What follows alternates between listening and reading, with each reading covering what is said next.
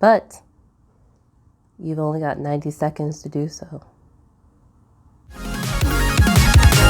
Phoenix, you burst in a fire, burn a thirst and desire. You transform and up in a flash. You spread your wings to rise from the ashes. Phoenix, you burst in a fire, burn a thirst and Hey y'all, hey, good morning, good evening, good afternoon, whatever time it is where you are.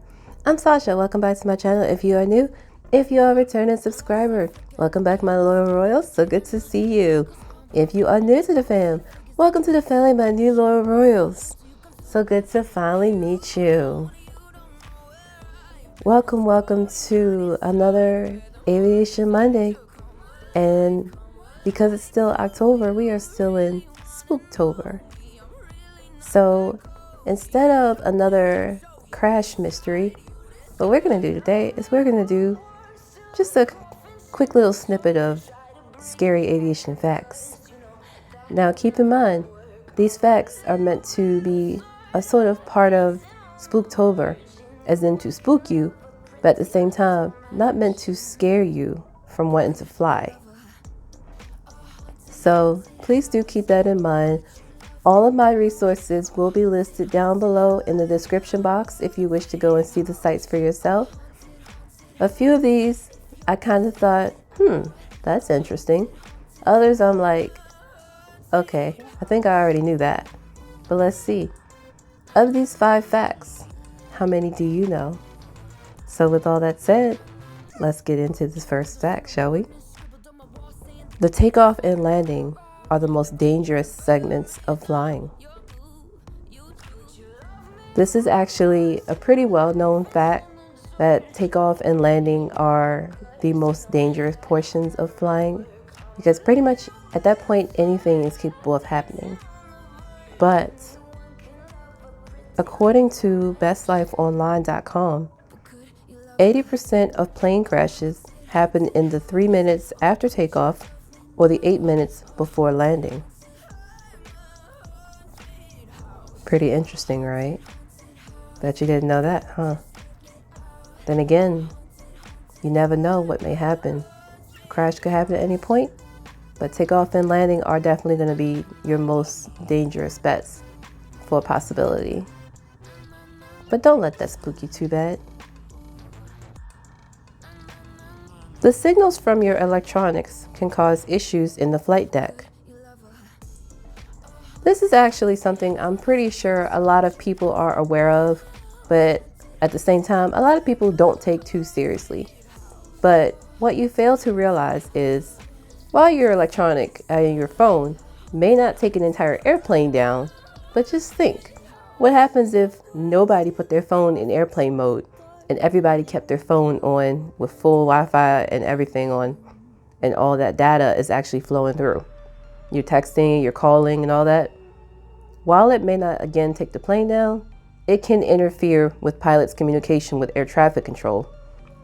And what that might do is create unnecessary static.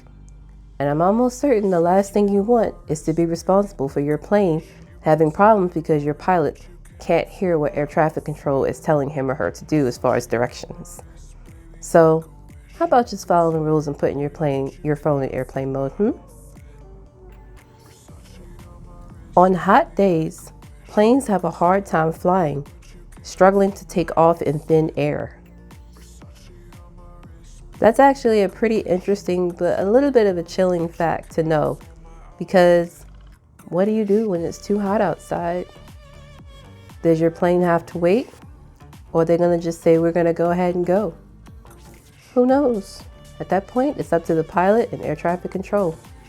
But mainly your pilot, because they are the one that's in control of that airplane. But just keep that in mind when next time it's super hot outside, about 110 degrees. Approximately half of pilots sleep while flying, and a third of the time wake up to find their partner asleep. Yes, your pilots do tend to fall asleep, especially on longer haul flights. Just think, a pilot that's been flying all day or has been sitting all day due to delays can get tired. There are methods that help to keep the airplane airborne, of course, such as autopilot, but at the same time, your pilot will fall asleep, and it happens more often than you think. But because the door is closed, you would never know. But just think about that for a second. So remember a while ago when I put this particular thing in another video, I said the safest part of the aircraft is the back of the airplane. I may have lied just a little bit. There is no actual safe seat on a plane. But the thing is, you need to be mindful of where the emergency exit row is, because should an emergency actually occur, you need to be able to get off that airplane. But technically speaking, there is no safe seat, because if unfortunately a plane happens to fall down, and depending on what happens to it, if it breaks apart, you may be sitting in the back. You may not survive. You may sit in the front. You may survive. You may sit in the middle. You might not survive. It all depends. There is no actual safest seat. So that's why the flight attendants always say, just be mindful of where the exit rows are. If you're in the exit row, be willing to help.